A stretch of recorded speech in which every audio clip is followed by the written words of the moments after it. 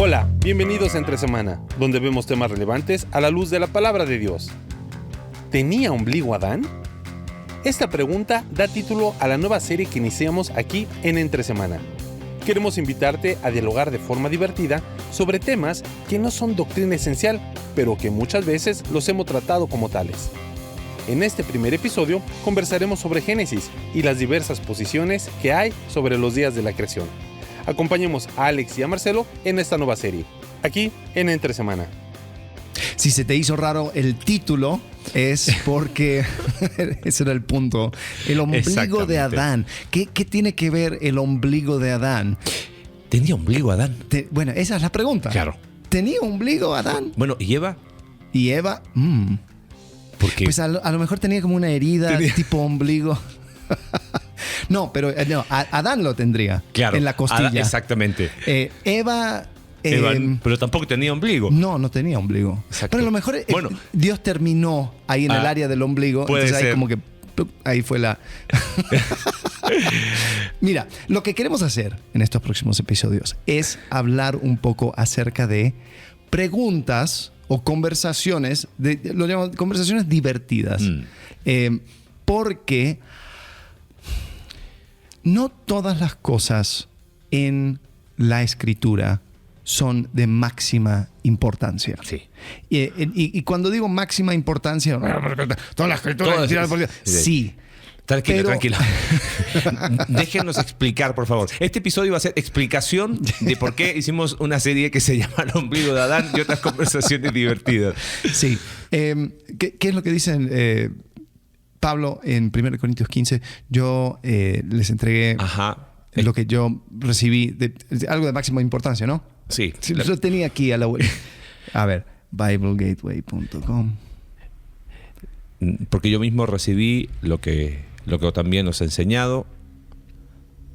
Ajá. Acá está. ¿Lo tienes? Sí.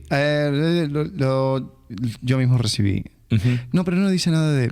No, dice, quiero recordar las buenas noticias que les prediqué, las mismas que recibieron y las cuales se mantienen firmes.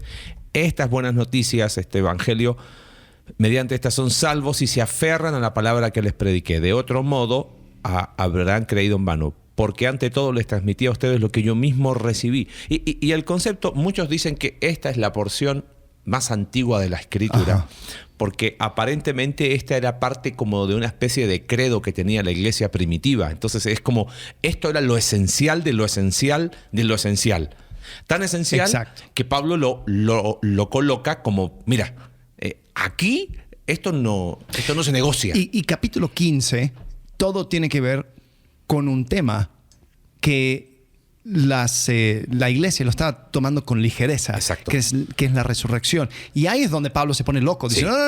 No me vengas con que no existe la resurrección. Dice, porque tú quitas la resurrección, se te cae todo. Tanto que llega a ese versículo de si Cristo no resucitó, entonces ¿sabes qué? Hemos creído en vano. Entonces ahí es donde hay temas donde nosotros tenemos que, la verdad, entender y establecer como algo sumamente importante. Otra cosa, por ejemplo, Andy Stanley es un predicador que me encanta, excelente comunicador, pero a veces dice cosas donde mete la pata. Y él quizás tomó este concepto al extremo de, mira, hay cosas de mucha importancia, hay otras cosas como que no importa tanto. Y él dijo, tenemos que desligarnos del Antiguo Testamento. Espérame, y era como que es que el Antiguo Testamento hay un montón de controversias, la gente habla mucho, cuando quieren desacreditar la Biblia, usan el Antiguo Testamento. Entonces dice, y en parte tenía razón lo que estaba diciendo. Decía, la iglesia primitiva tuvo su mayor crecimiento en una época donde no había un Nuevo Testamento. Era todo acerca de la historia de Jesucristo. Exacto. Entonces él habla acerca de la centralidad de Cristo y todo. Pero si yo veo a 1 Corintios 15, yo veo que lo que es sumamente importante es de que en versículo 4 dice que fue sepultado, que resucitó al tercer día según las Escrituras. ¿Qué Escrituras? Si no había Nuevo Testamento. El Antiguo Testamento. Claro. Entonces, si es según la Escritura, si es sumamente importante de que Él haya resucitado según las Escrituras, ¿y qué dicen las Escrituras? Entonces, o sea, no puedes desligar una cosa de otra. Ok, gran preámbulo. Sin embargo, hay ciertas cosas donde la verdad, si va en una dirección o va en la otra, y hay tanta especulación. Si fue esto, si fue el otro. Si Adán tuvo ombligo o no tuvo ombligo. Si Adán tuvo ombligo o no tuvo ombligo. Mira, yo no voy a rechazar comunión con una persona anti-ombligo. Exacto. Y no vamos a hacer una iglesia pro-ombligo. Ajá. Y no vamos a predicar acerca de... O vamos a ser separatistas de... Correcto. Pro-ombligo. Somos ombliguistas. Ajá. Y creo que desafortunadamente eso es lo que causa división. Y cuando lo tomamos con tanta seriedad, ahí es donde erramos. Sí, algunos hablan de doctrinas esenciales, doctrinas no esenciales, otras clasificaciones son doctrinas primarias, secundarias, terciarias, y le llaman también adiáfora, como cosas indiferentes, cosas que la verdad da lo mismo. El tema es que toda categorización es arbitraria. El punto es quizás qué tiene que ver con los fundamentos de la fe, ¿no? Hemos hablado acá en Entre Semana de la distinción entre principios y posturas, ¿no? Principios y preferencias como algo de tu libertad en Cristo, ¿no? Pero principios en el sentido de cosas que cualquier cristiano debería estar de acuerdo en cualquier parte del mundo y en cualquier época de tiempo, ¿no? Y eso es refinar la Escritura. Y no sé cómo lo ves. Yo siento que quedan pocas cosas cuando hablamos de principios. No son tantos. Ojo, no estoy con eso minimizando. Pero es como que, no, porque estos son mis principios. No, es los principios de la Escritura.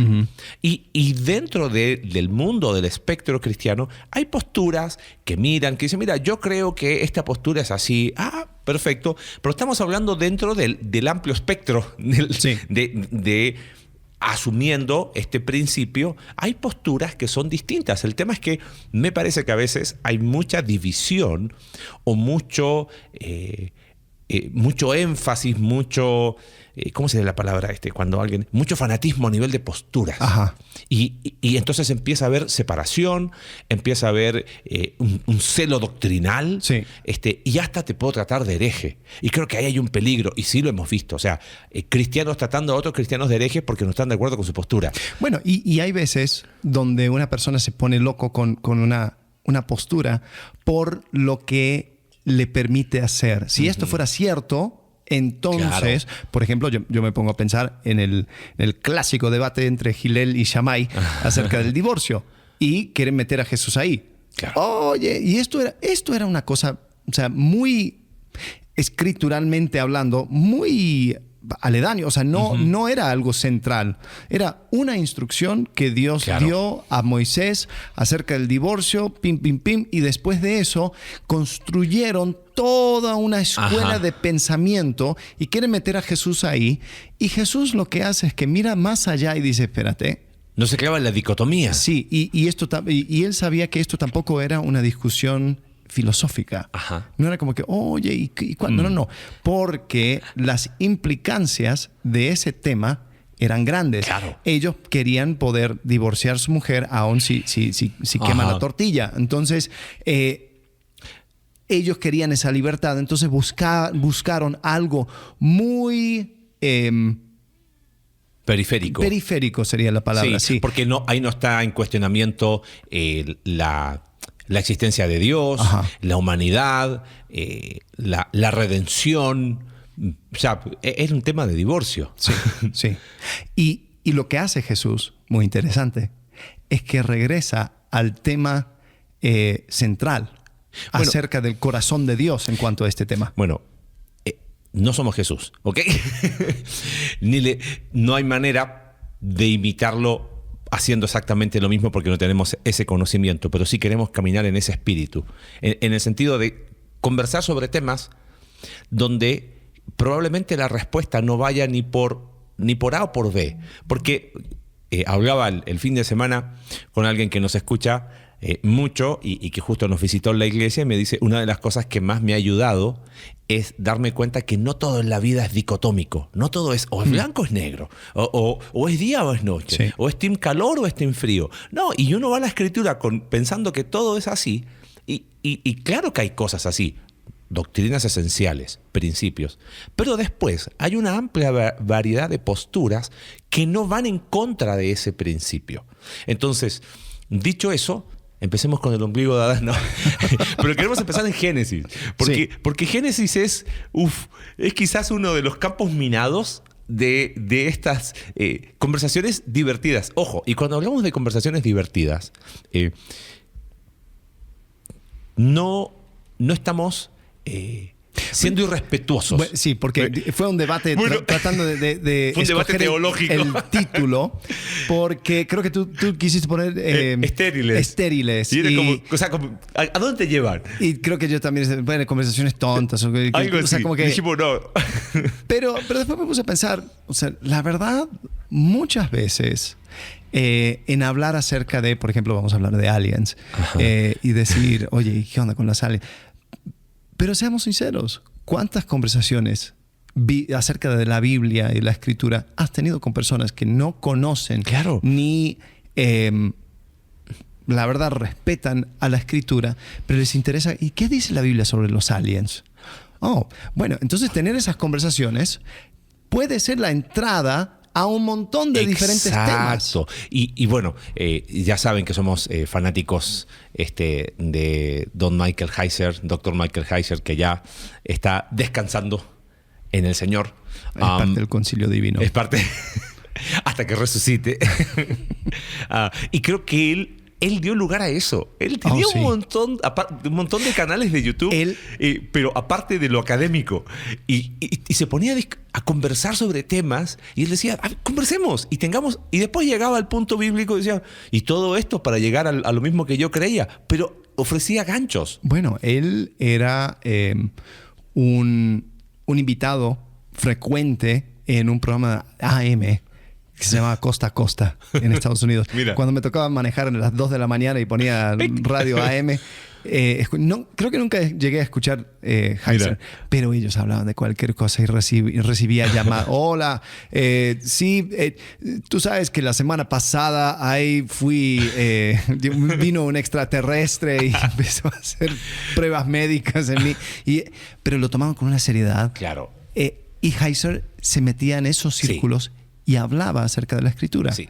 Y una de las cosas que yo admiro mucho es que él tomaba vas a sonar contradictorio, pero él tomaba con seriedad esas conversaciones divertidas. Sí. Y creo que él lo veía como algo importante para poder introducir a las personas a este mundo de la Escritura. Bueno, y quizás ahí está nuestro corazón, para que no nos malinterpreten de divertido a burlescos, irreverentes, irónicos y sarcásticos. Bueno, un poquito, pero... Creo que hay dos lados. Sí. Número uno, no es un tema para ignorar. Tengamos el diálogo. Hablemos, porque con esto está conectado muchos temas. Pero número dos, no pienses que alguien tiene que establecer como verdad tu postura. Exacto. Porque tu postura pueda que no sea la correcta. Y es probable que las dos personas que estás escuchando terminen teniendo posturas distintas sobre alguno de estos temas. Y creo que es el concepto de divertido, y pensando en lo que hacía Heiser, es hablemos de estos temas y metámonos ahí. Sí. Pero metámonos con seriedad. Entonces, divertido nos referimos a que está padre, como dicen en México, hablar de esos temas con apertura, con amplitud, escuchando al otro. Creo que la capacidad de diálogo pasa siempre por saber escuchar la postura del otro. Y probablemente no terminemos en ningún lado, pero es bueno hablar de estos temas y decir, hay más de una postura, ¿no? Por ejemplo, el ombligo de Adán. Ok. Yo lo escogí como título porque pensé en la pregunta más tonta, más sin... O sea, la verdad que no importa en absolutamente nada, pero que la gente pregunta, oye, ¿Adán tenía ombligo? Y al estar estudiando acerca de este tema, me di cuenta que se escribió un libro acerca del ombligo de Adán. Y parte del libro se trata de un paper que hicieron en 1857. Mira. 2 años antes de que Darwin publicara su libro El origen de las especies, un científico llamado Philip Henry Goss. Ajá. Y él escribió un reporte, Ómfolos, un intento para desatar el nudo geológico. Ómfolos en griego es ombligo. Entonces, el tipo tomó esto muy en serio porque decía, a ver, ¿qué es el ombligo? El ombligo es un tipo de cicatriz, si se podría decir, un resultado de haber estado en la matriz de la madre. Entonces, al no pasar por eso, Adán no tendría que tener ombligo. Muchos de los artistas que mostraban a Adán no mostraban el ombligo para evitar toda esa controversia, claro. Y simplemente ponían que cuando le dibujaban con la higuera, tapaban. O sea, también tapaba el ombligo. Entonces como que no nos vamos a meter. Pero él se metió y como él lo ataba, o sea, porque ¿qué tiene que ver con lo geológico? Él veía el mundo.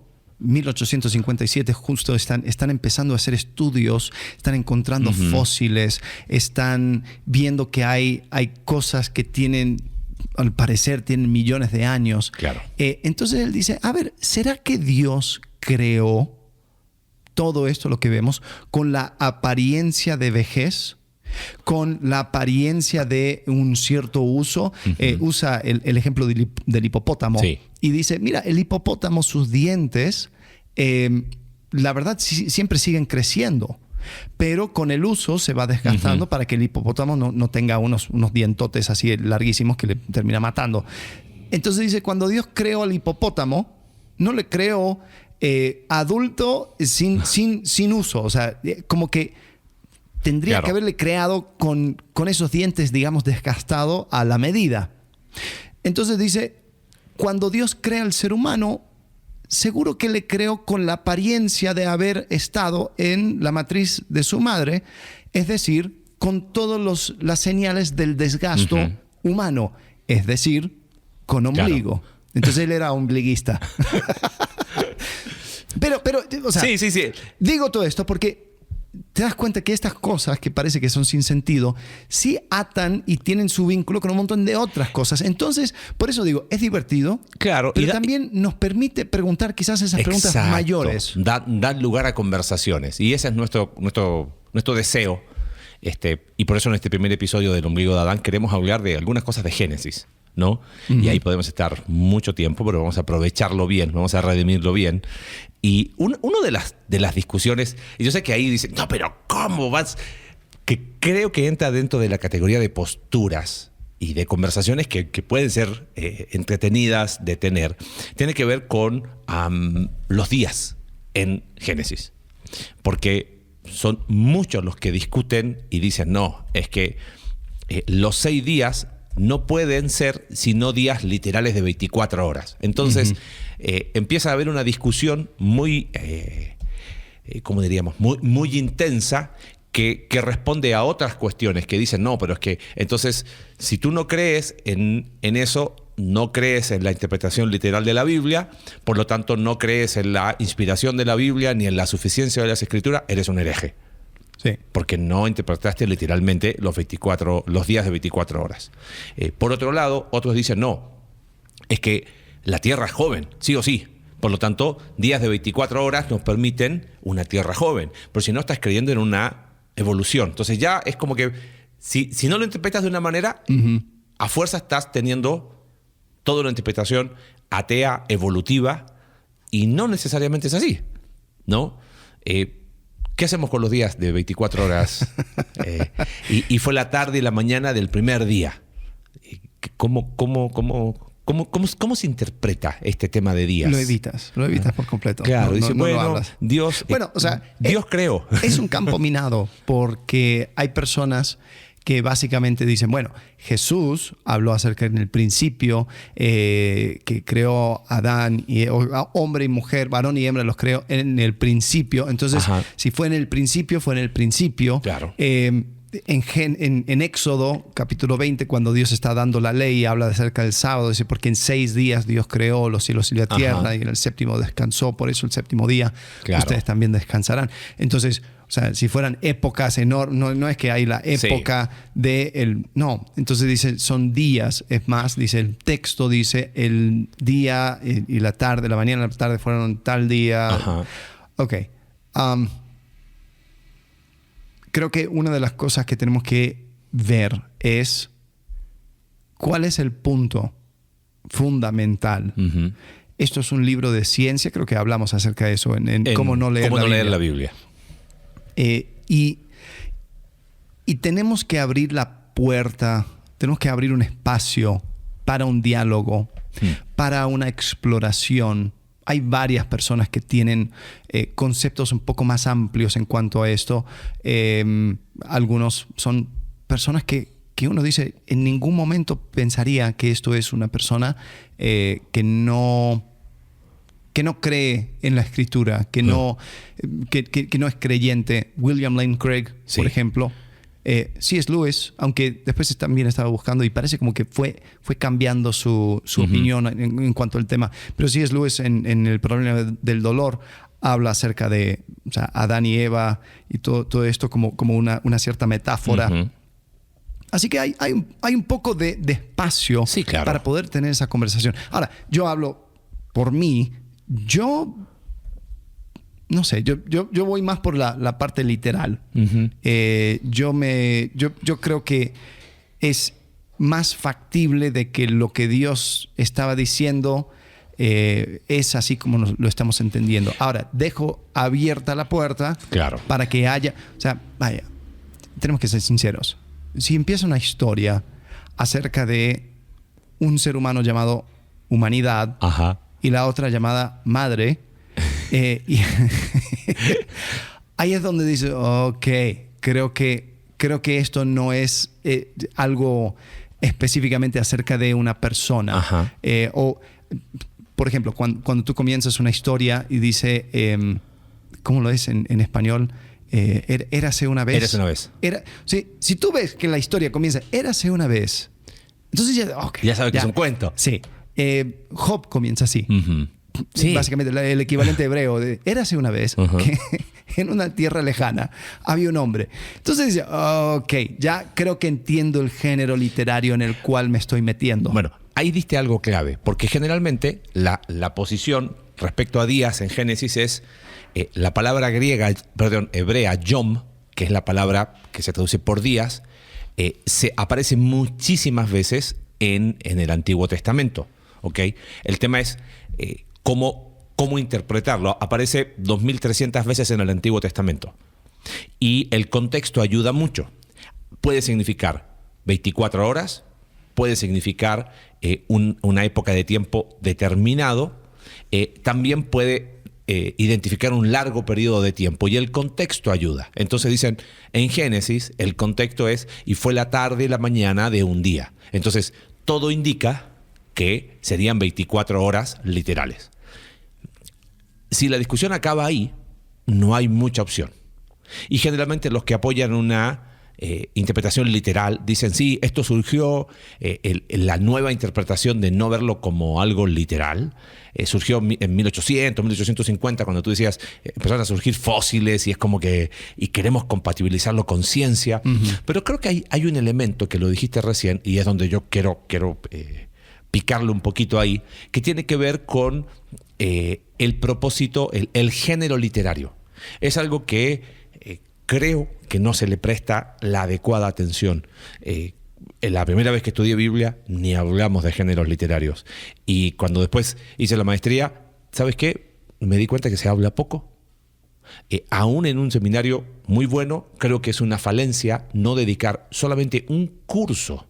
Se dedica, creo que en términos doctorales, cuando te dedicas, qué sé yo, a un PhD en Nuevo Testamento y ves género específico, pero debería haber un curso específico de géneros literarios. ¿Por qué? Porque como tú dijiste, la Biblia es un solo libro, pero no la puedo leer de manera igual. O sea, no puedo leer los evangelios de la misma manera que leo el libro de Hechos, porque son dos géneros distintos, inclusive la literatura apocalíptica. A mí me cambió, y vamos a hablar en un episodio de Eventos Futuros, me cambió la perspectiva de Apocalipsis cuando estudié qué era el género apocalíptico. Y digo, bueno, vamos al Antiguo Testamento.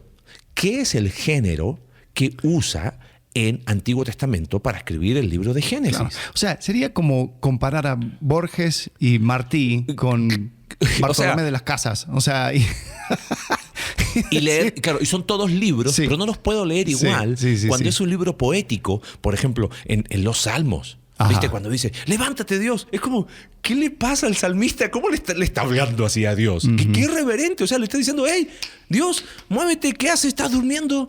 Y uno dice, a ver, ¿cómo leo esto? Claro, lo leo con los mismos ojos, lo leo como un libro, pero cuando yo entiendo que es poesía, que tiene ciertas características, entonces quizás pocas cosas son más claves al momento de interpretar que el género. Hay una frase que leí, no recuerdo en qué libro, pero era que la interpretación de un pasaje está íntimamente ligada al género. O sea, yo debo tener siempre presente cuál es el género de este libro como para tratar de tener un marco, ¿no? Ahora, ¿qué está queriendo hacer Moisés al escribir Génesis? ¿Está queriendo darnos un relato científico de lo que pasó? Yo creo que no. Y el problema es cuando yo quiero hacer ciencia a partir del relato de Génesis. Entonces empieza la discusión, no es que para que una tierra sea joven. Entonces, pero ahí estoy yendo desde la conclusión, estoy diciendo algo deductivo, ¿no? Si fueron 24 horas literales o no, yo me tengo que preguntar qué quería transmitir Moisés. ¿Estará queriendo transmitir que hubo un orden en la creación, que hubo una cronología, que primero fueron ciertas cosas y que al final, ¿qué hace? Pone la figura, ¿cómo sería? No la figura, el pináculo de la creación en el hombre y la mujer. John Walton explica mucho esto en El Mundo Perdido de Génesis. Son 3 libros. En el segundo de ellos, que se llama El Mundo Perdido de Génesis, específicamente de Adán y Eva, él habla del concepto del jardín como templo. Y dice que en la antigüedad iban construyendo esos templos cósmicos uno sobre otro, ¿viste? Como por etapas. Y que al final lo que se hacía era colocar la imagen. Y en este caso, lo que hace Moisés es explicarlo quizás en términos de ¿qué entendía la gente en aquel tiempo? Y es un contrapunto. No es que Moisés toma prestado de la epopeya de Gilgamesh o ¿cuál es la otra? Enuma Elish. Algunos dicen, Moisés copió de eso. No, Moisés fue un contrapunto es que el Dios creador es diferente. Él no pone una imagen. Él crea a alguien a su imagen. Entonces, cuando uno ve eso... Incluso la mitología egipcia era loquísima. O sea, y lo que ellos van aseverando, o sea, por ejemplo, creo que, si me acuerdo bien, un dios tiene 2 hijos, que uno es el cielo, el otro es la tierra. Ellos, los 2 hermanos, ahí tienen sexo y nace el ser humano. Y, o sea, en la historia, yo creo que lo que empieza a suceder es que uno va estableciendo lo que más uno valora. Sí. Y al ver la construcción de la historia, podemos ver, o sea, cuál es el corazón de Dios en cuanto a esto. Entonces, cuando alguien hace una obra de literatura y lo establece en contrapunto a otras historias, ahí es donde creo que empieza a brillar. Tú dijiste algo antes de grabar, como que algunas personas se escandalizan en cuanto a esto, dicen, no, claro, no puede ser. O sea, la Biblia es suficiente, es autosuficiente, no tengo que estar leyendo otras historias mitológicas para poder entender la Escritura. Mira, créeme que eso es parte del contexto y la gente lo tenía en mente cuando uno escribía, cuando uno lo leía. Eso que acabas de decir para mí es fundamental, porque muchos estudiosos modernos de Antiguo Testamento dicen, el entender y leer las obras del cercano oriente, lo que leíamos recién, qué sé yo, la epopeya de Gilgamesh, el Enuma Elish, no es para decir, la Biblia no es suficiente, sino es para entender la Biblia en su contexto, ¿no? Y por eso, lo hemos hablado nosotros en nuestra iglesia, creo que cuando hablamos de interpretación literal, creo que es más sano hablar de interpretación contextual. O sea, ¿qué entendieron en ese tiempo? Cuando estaban leyendo lo que Moisés escribió, o sea, sabían. Es como si tuviésemos que escribir la Biblia hoy y nosotros tuviésemos que escribir por revelación divina cuál fue el origen. Probablemente tendríamos cosas para decir, una explosión no lleva a nada. La nada lleva a la nada. Hay un principio creador. Ahora, yo no dije del Big Bang ni nada de eso, pero la gente sabe, si yo digo explosión, que no lleva a nada, sabe que se está refiriendo entonces no es por ahí. Hay un contraste. No tengo que explicarlo, porque la gente lo sabe. Bueno, lo mismo, pero estamos hablando de miles de años atrás. Entonces, justo tengo acá un autor que dice... acá está. Moisés, en lugar de adoptar o apropiarse de esas historias del cercano oriente, se relaciona con ellas en términos comparativos, en el sentido de decir, mira, esto es lo que creen ustedes, pero el verdadero Dios hace algo distinto. Por ejemplo, este autor dice que la noción babilónica es que los humanos existen para hacer ofrendas a Marduk, y que Marduk los usa. En cambio, dice, lo que muestra del Dios hebreo, que lo hace tan distinto, es que Dios no usa para su propio fin a los hombres, sino que los invita a una relación y a un trabajo colaborativo. Entonces, claro que es un contrapunto interesante. Ahora, ¿qué tiene que ver eso con los 6 días literales? ¿Qué cambia? Te digo algo que abrió un poco mi entendimiento en cuanto a esto. Es el Salmo 89. Cuando, versículo 8, por ejemplo, dice, ¿quién como tú, Señor de los ejércitos, rodeado de poder y de fidelidad? Tú gobiernas sobre el mar embravecido. Cuando se levantan las olas, tú las calmas. Aplastaste a Rahab como a un cadáver. Con tu brazo poderoso dispersaste a tus enemigos. Tuyo es el cielo, tuya es la tierra. Tú fundaste el mundo, todo lo que contiene. Y eso de aplastar a Rahab es una manera, o sea, era parte del mito de creación babilónico, donde Marduk justamente va y mata a un serpiente, un animal, un monstruo del mar. Y aquí como que está poniendo, en vez de Marduk, está poniendo a Dios. Dice, no, el que creó todo, el que domó el caos, el que hizo todo esto es Dios. Entonces hay mucho de ese lenguaje comparativo. Y o sea, al leer eso sí me abrió el entendimiento un poco. Es como que sí, esto estaba sucediendo. Claro. Había mucho punto contra punto. Ajá. Y eso te permite entender. Ahora, vamos ahí. Días de 24 horas. No hay problema. Pero no para justificar una tierra joven o no joven. Simplemente el contexto ¿Tú eres lingüístico. Team 24? Yo Team 48. Creo que hay un tema con el tema de 24 horas. ¿Cómo interpretamos el séptimo día? También de 24, reposó 24 horas Dios. ¿Por qué ahí tengo que cambiar? Bueno, porque ahí no dice... A ver, explica eso. O sea, llegamos a Génesis y son 24 horas, pero llegamos a Génesis 31, miró todo lo que había hecho, consideró que era muy bueno, vino la noche, llegó la mañana, ese fue el sexto día. Génesis capítulo 2, así quedaron terminados los cielos y la tierra y todo lo que en ellos hay. Al llegar al séptimo día, Dios descansó porque había terminado toda la obra que había emprendido.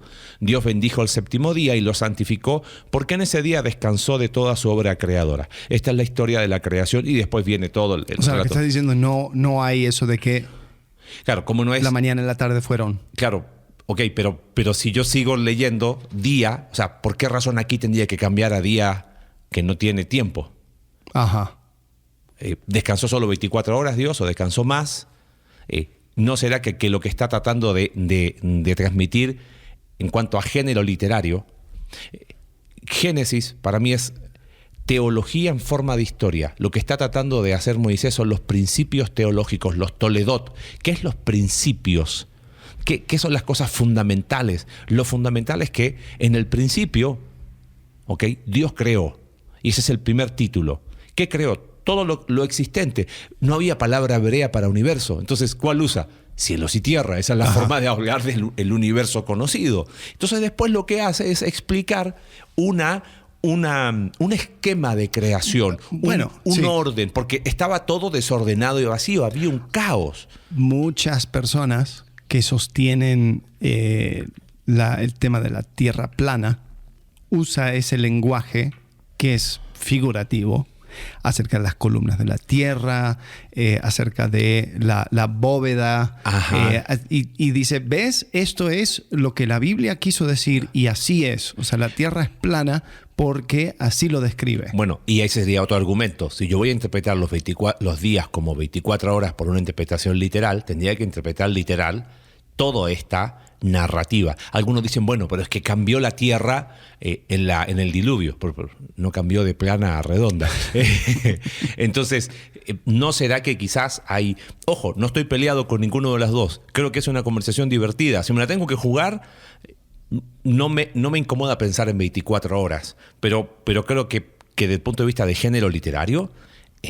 abre la puerta. Abre la puerta a decir, creo que lo que está queriendo transmitir acá es que hay un orden, hay un proceso creativo. No fue que de la nada, del caos, de lo que se creía en aquel tiempo. No, hay un Dios creador que tiene una dirección y que quiere darle orden a esto. Entonces va colocando en un esquema de creación y colocando al hombre, a la mujer, como imagen de, y eso le da un sentido absolutamente distinto.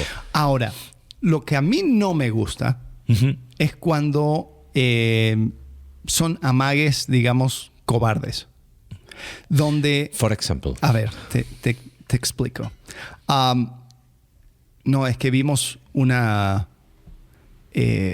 un nuevo fósil, un nuevo descubrimiento, entonces esto es incompatible con la Biblia. Bueno, entonces seguro la Biblia no quiso decir porque nosotros tenemos la ciencia. Exacto. Entonces no estamos hablando de eso. No estamos es diciendo la misma escritura da espacio para poder tener una interpretación que no sea quizás esa manera literal.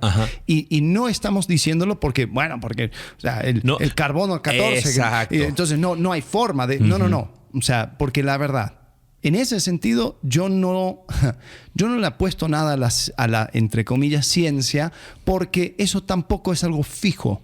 O sea, si me hablas acerca de la ciencia hace 100 años, hace 50 años, hace 10 años, o sea, te van a estar moviendo. No, creemos que la gente salió del África y después no, pero encontramos algunas personas en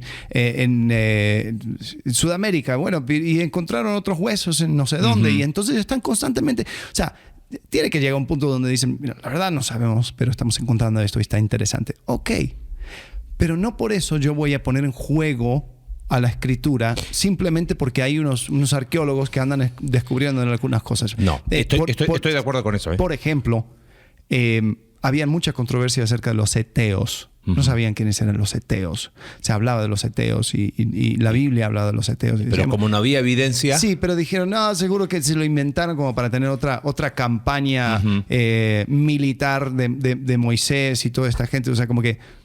sí, los eteos. Y la Biblia habla de eso, pero lo imaginaron. Bueno, después encontraron que había una civilización en Turquía, que eran los eteos. Y lo habían pasado por alto, por completo. Y ahora se dan cuenta, no, esto era un imperio poderoso. Claro. Otra cosa era el reinado de David. Decían, no, mira, seguro que en el tiempo de Babilonia los sacerdotes se juntaron e inventaron una historia acerca de un tipo y era parecido al rey Arturo, que tenía sus aventuras y tenía sus cosas. Entonces, mucho inventado.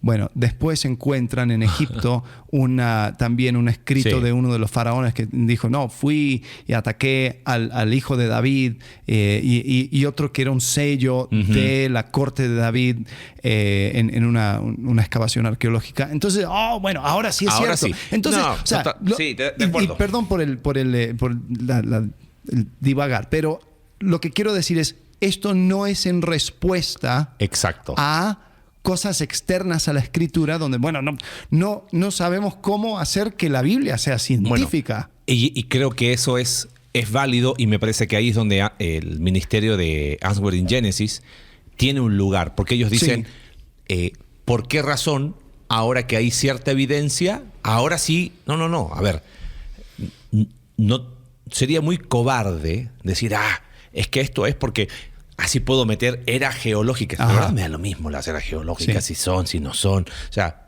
honestamente, hace rato que la ciencia... O sea, hemos hecho de la ciencia un Dios. Dios no cambia, la ciencia sí. ¿Ok?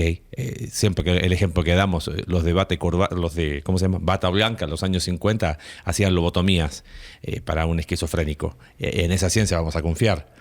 Y ahora no nos vamos a meter en tema de COVID, pero viste el otro día AstraZeneca. No, pero hay que confiar en la ciencia. Claro, hay que confiar en la ciencia ciegamente, porque si lo dice la ciencia, o sea, entonces no, creo que estoy de acuerdo contigo. No tiene por qué ser el decir, no, yo no creo en 24 horas literales, pero como una forma cobarde de decir, pues yo confío más en la ciencia. Claro. No. Creo que en mi caso, o sea, no tengo ningún problema con días de 24 horas literales, o quizás pensar más en la característica de género, de cuál es el propósito que tiene. Es muy interesante, hay un libro que se llama El principio según el Génesis y la ciencia, 7 días que dividieron al mundo, de John Lennox. John Lennox. Sí. Él tiene una idea muy interesante. Sí, pero él es un hombre que respeta mucho el texto bíblico. Y él dice, ciencia y texto bíblico no tienen por qué estar peleados. Y ellos en el capítulo 5 de ese libro dice el mensaje de Génesis 1. Dice, el libro de Génesis es fundamental para el resto de la Biblia, y el capítulo inicial hace algo de importancia incalculable. Establece la base para una cosmovisión bíblica. Nos da a los humanos una metanarración, una gran historia a la que se puede incorporar nuestras vidas y de la cual pueden derivar significado, propósito y valor. Entonces él dice, ¿qué muestra este libro o este capítulo? Que Dios existe, que Dios es diferente de su creación. O sea, Dios creó el universo, pero no es idéntico a este. Que Dios es personal, que Dios es una comunión, porque habla de hagamos al hombre a nuestra imagen, habla de que Dios tiene una meta en la creación y que Dios crea por su palabra, que Dios es fuente de luz. Y me encanta, porque habla de la bondad de la creación y termina hablando del Sabbat, del descanso. Entonces, creo que si uno piensa eso, dice, estoy de acuerdo. Creo que Génesis 1 nos provee eso. Los de Bible Project explican muy bien qué es las características de género de Génesis. Y viste que hay unos videos que salieron de un versículo y explicaban. Y estaban muy buenos porque decían, claro, nos permite tener una meta narrativa, un cuadro donde es totalmente distinto a las narrativas que se contaban en aquel tiempo. De ahí a que si Moisés estaba pensando en que Dios literal creó en 24 horas, ¿qué cambia? Creo que es divertida tener esa conversación. Es divertida porque para 24 horas necesitamos un sol. Y el sol no se crea hasta el cuarto día o tercer día. Entonces algunos dicen, bueno, es que la lumbrera era Dios, porque Dios es luz. Y digo, andaba rotando alrededor. Entonces es como digo, estás queriendo forzar, es donde estamos queriendo forzar y estirar. Si son 24, bien. Si no son, que no sea la cobardía, como dijiste tú, de lo otro. Sí. Pero si es como, mira, lo veo más como una cuestión literaria, donde y el texto mismo da ese espacio. Claro. ¿No? Yo, por ejemplo, soy Team 24. Muy bien, llámenos, voten por favor. Opción 1, Team 24. Pero creo que así tiene que ser. Claro. O sea, y tenemos oportunidad. ¿Por qué? Porque una persona que a lo mejor viene y no conoce o dice, mira, yo no puedo creer en Dios, no puedo creer en lo que ustedes creen, porque eso de 24 horas. Ustedes son fanáticos. Yo conocí una persona, geólogo, Mira. o sea, profesor de geología, y uno de sus gran temas era esa.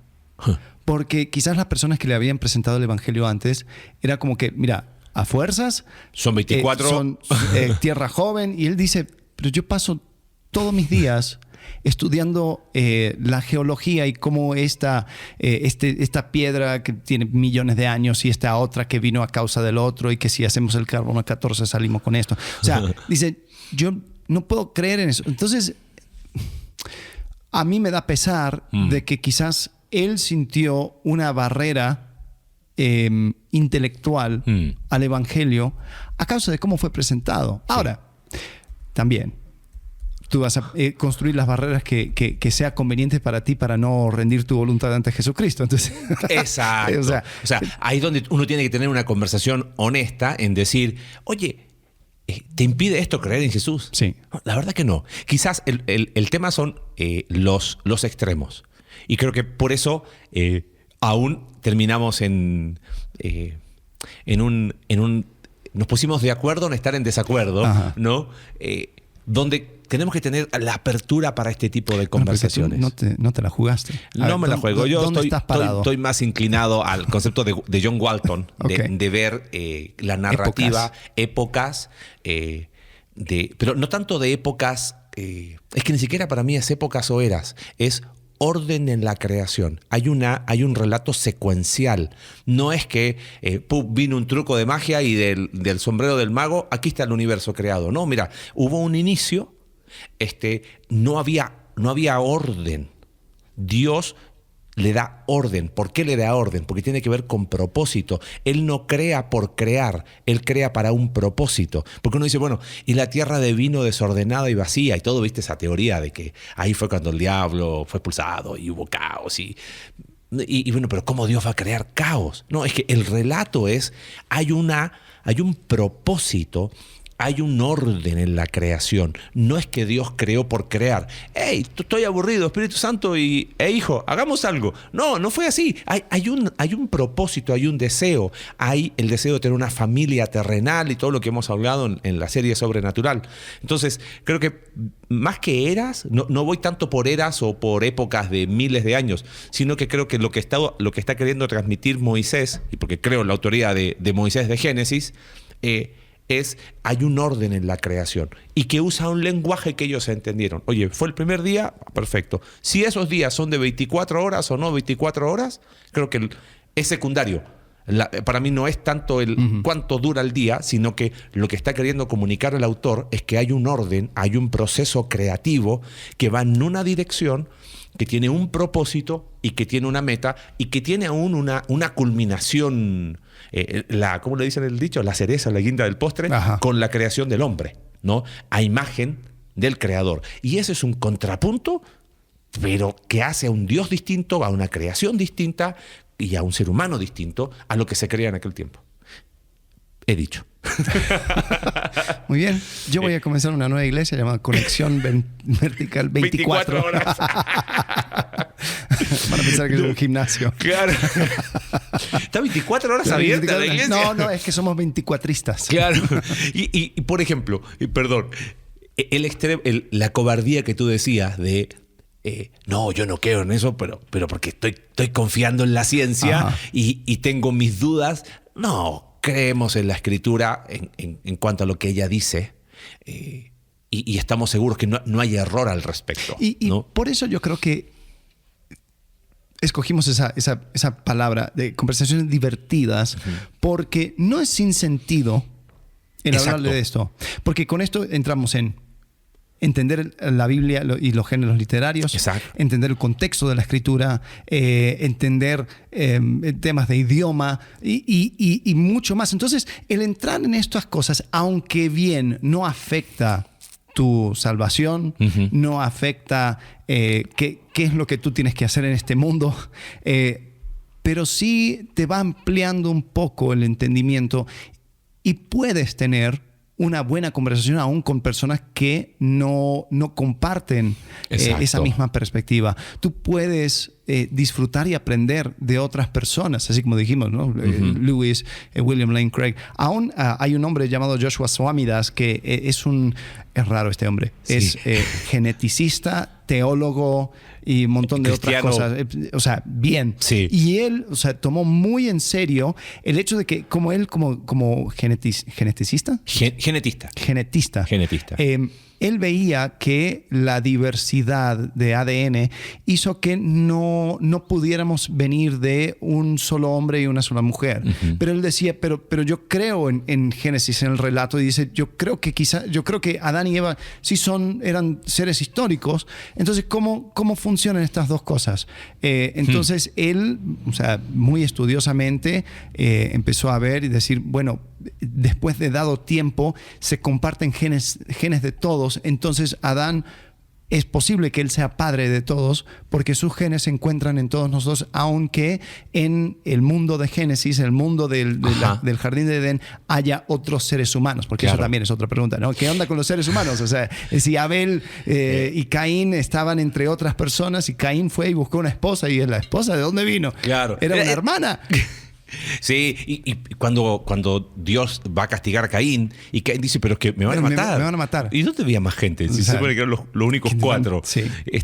Es muy interesante ese tema, ¿eh? Pero ahí hay una linda respuesta de no tengo por qué desechar la ciencia, ni tampoco tengo por qué desechar el texto bíblico. Sí. Creo que hombres como él, como John Lennox, nos enseñan que no es necesario, porque Génesis no nos fue dado para hacer ciencia, y pienso que ahí hay sería, ¿cómo lo puedo decir?